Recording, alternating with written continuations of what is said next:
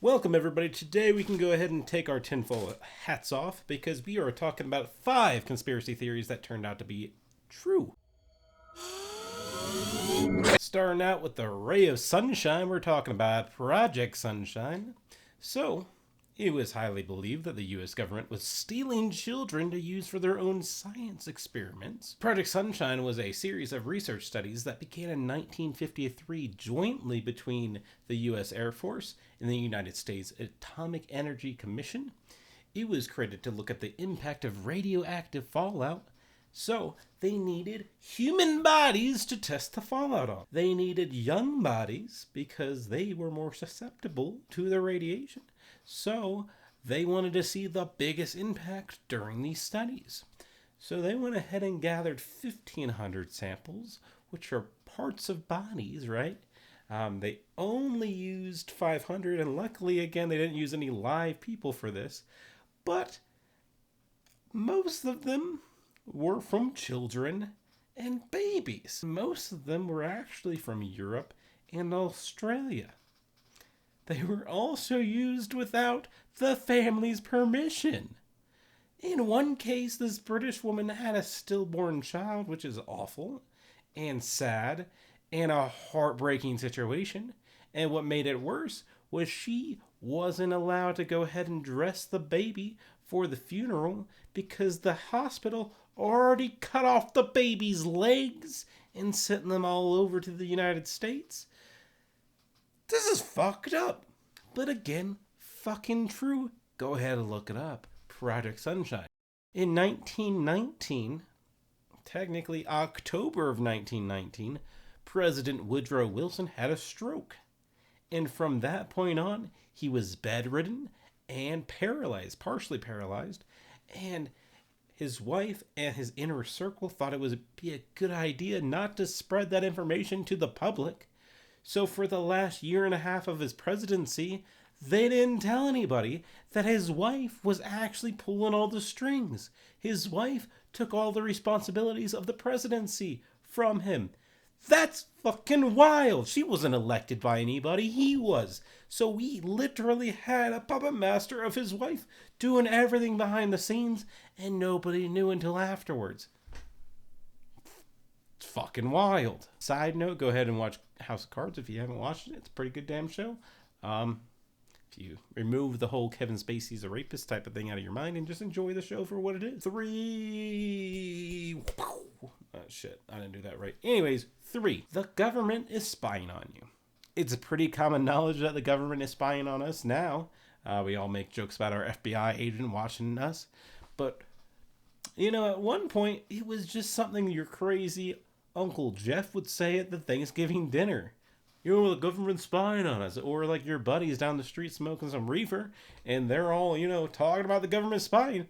But it's true, and we've known about it for a while. But one of the biggest leaks came in 2013 when Edward Snowden, ex-CIA, at the time when he leaked it, he was a NSA contractor, or just was an NSA contractor.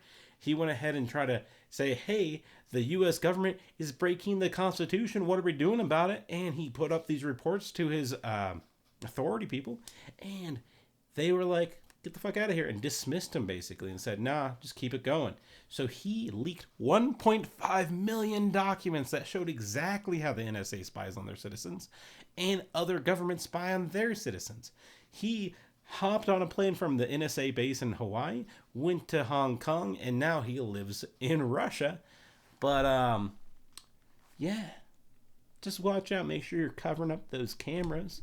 You never know. But realistically, don't do anything bad, and then you'll be fine. Number four, gaydar, right? Radar for detecting homosexuality. In our culture, it's became a meme, right? And mostly is used by people saying, oh, my gaydar's off. Like, that guy is definitely a homosexual over there. Really just being a jokey way of saying that person is displaying stereotypical homosexual activities, whatever they may be, right? But in the 50s, the Canadian government hired Frank Wake, a psychology professor at the Carleton University, and he made a machine called the Fruit Machine. At least 9,000 military and Royal Canadian Mounted Police, or also known as Mounties, were put through the machine, which used pupil dilation and pulse measurements when exposing them to homosexual porn. And they would go ahead and detect, oh, his fucking pupils lit up a little bit right there. Fired!